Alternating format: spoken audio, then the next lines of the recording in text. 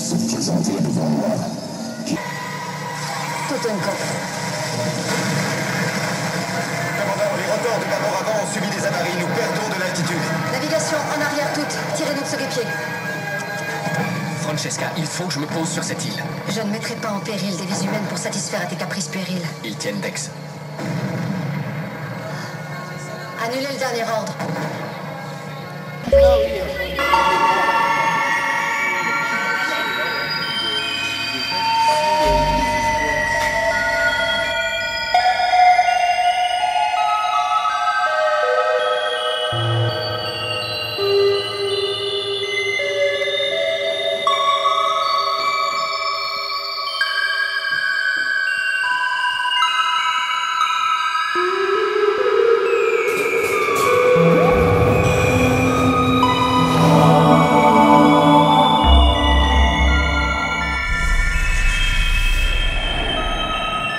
La toute première édition, maintenant que j'y réfléchis, c'était en 79, me semble-t-il. Mais il y avait déjà Jacques Lelu avec ses premières nefs.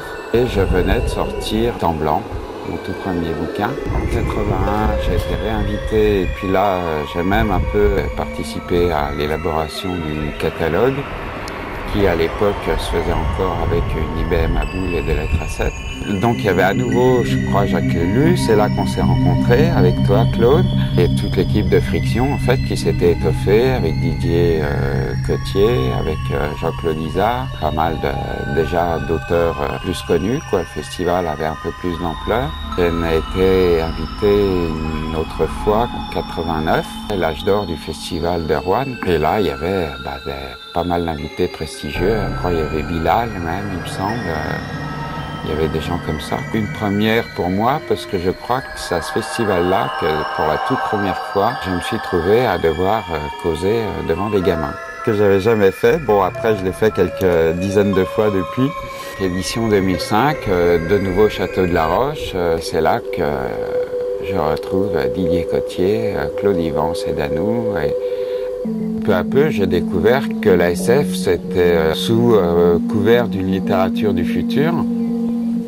C'était en fait surtout une littérature du présent, quoi. Par essence, on va décrire un monde, donc une société, un univers, une société, un monde global en devenir. Et ce monde global en devenir, situé généralement dans le futur, fatalement s'inspire du monde présent, quoi. Les écrivains de SF ne sont pas des voyageurs temporels qui viennent du futur, hein. Ils sont bien, ils vivent dans leur existence quotidienne. Donc, il s'inspire du monde présent, forcément. Pour moi, la SF est évidemment une littérature du présent. Quand on écrit une histoire de SF, ça implique d'avoir des connaissances un peu dans un tas de domaines, quoi, historiques, scientifiques, politiques, sociaux, psychologiques, évidemment. La SF, forcément, mène à une culture globale du monde.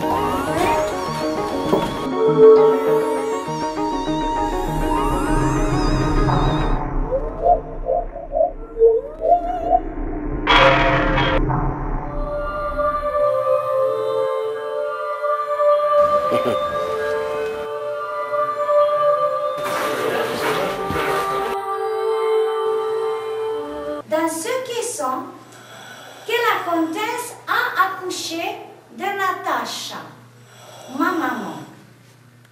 Vous pouvez admirer au mieux les scientifiques les plus connus qui vivent ici dans le château. Mais pourquoi des scientifiques dans un château? Dans le laboratoire du dresselier préfix Lionel Stockard.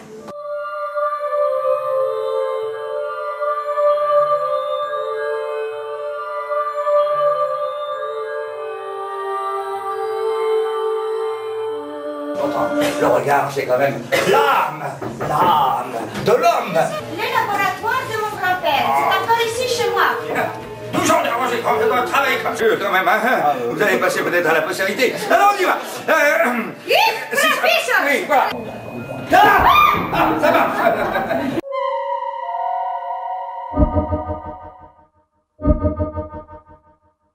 On est arrivé ici avec des matériaux, simplement du bois, du plâtre, la peinture, et puis on a fabriqué On a fait les costumes, ils ont fabriqué les textes. C'est toute une aventure de voir ce projet. On a suivi un certain nombre des étapes et savants et artistes, il nous faut partager cette ambiance.